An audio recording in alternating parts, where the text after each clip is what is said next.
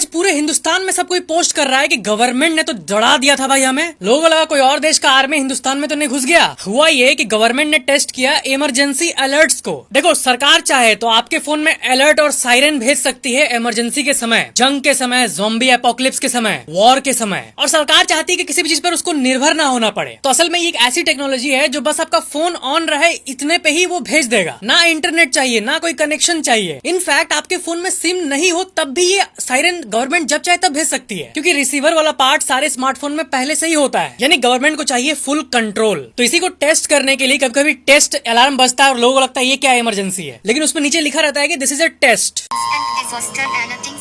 सब कहने लगे कि मोदी जी क्या भेज रहे हो।